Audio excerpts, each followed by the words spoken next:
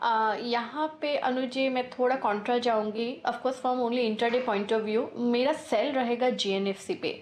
GNFC just अभी spot पे 700 के नीचे आया है। अगर ये 700 के नीचे जितना सस्टेन करेगा इसके लिए थोड़ा वीकनेस बढ़ता है, जहाँ पे ये 670 तक का भी एक आपको डाउन साइड टिक दिखाता है।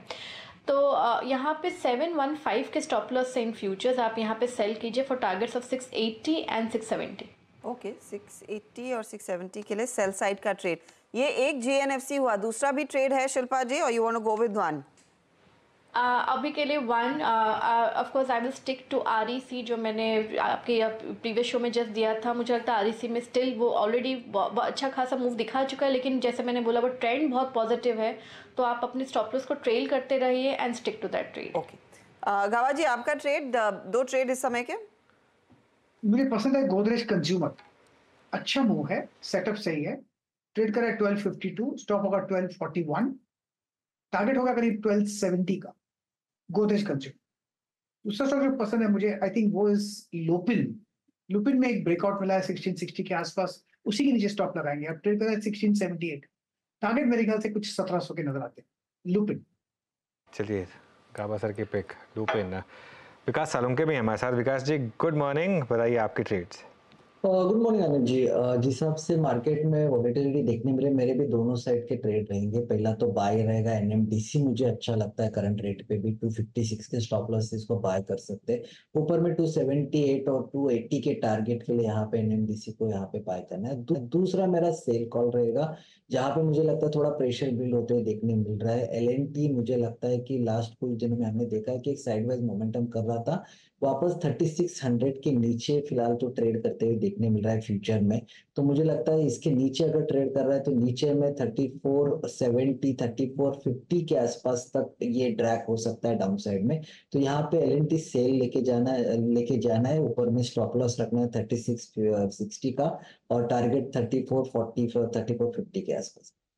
ओके तो यहाँ पर एक और सेल साइड का ट्रेड आ रहा है विकास की तरफ से एलएनटी पर। जतिन गुड मॉर्निंग, आपके ट्रेड्स?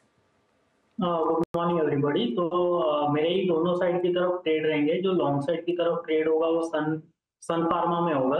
तो सन फार्मा में हमने देखा है कि 20 वीक का एवरेज पे सपोर्ट के साथ थोड़ा बाइंग मोमेंटम दिख रहा है। तो मेरे को लगता है पुल बैक कंटिन्यू रह सकता है। तो 1510 के स्टॉप लॉस से लॉन्ग साइड की तरफ ट्रेड होगा। टारगेट 1580 का होगा।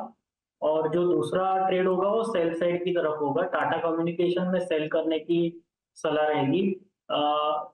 पिछले कुछ हफ्तों से आई थिंक पिछले एक हफ्ते से ये साइडवेज ट्रेड कर रहा है शार्प फॉल के बाद। तो मेरे को लगता है ये कंसोलिडेशन नीचे की तरफ ब्रेक होगा। इसके लिए सेल साइड की तरफ का ट्रेड लेना है टाटा कम्युनिकेशन में। स्टॉप लॉस होगा 1782 का और टारगेट रहेंगे 1678।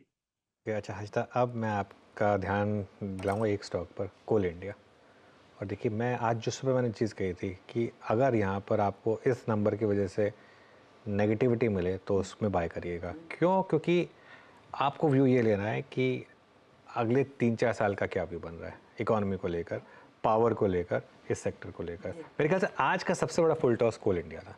आज कोल इंडिया ने आपको रेड दिया एक बार के लिए, और वहाँ पर आपने अगर इसको पिक किया तो ये अच्छा खासा एक शायद चौका का कैंडिडेट था।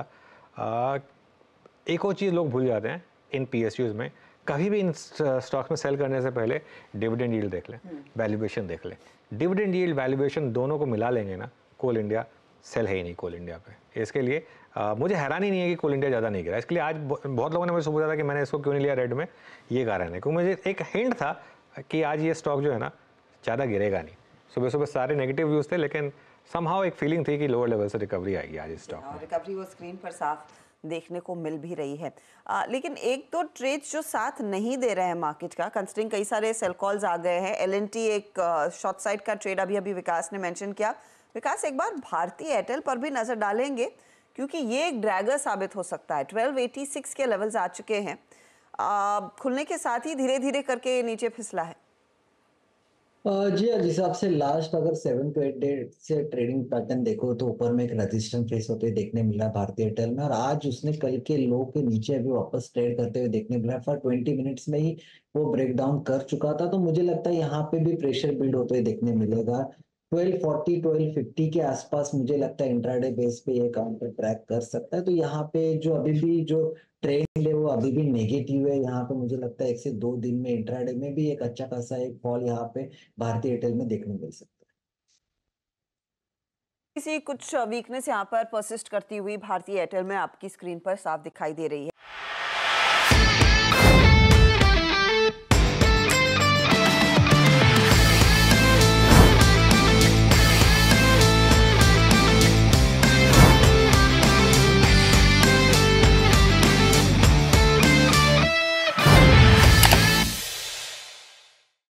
बता दें कि मनी कंट्रोल पर दिए गए विचार एक्सपर्ट्स के अपने निजी विचार होते हैं। वेबसाइट या मैनेजमेंट इसके लिए उत्तरदायी नहीं है। यूजर्स को मनी कंट्रोल की सलाह है कि कोई भी निवेश निर्णय लेने से पहले सर्टिफाइड एक्सपर्ट की सलाह लें।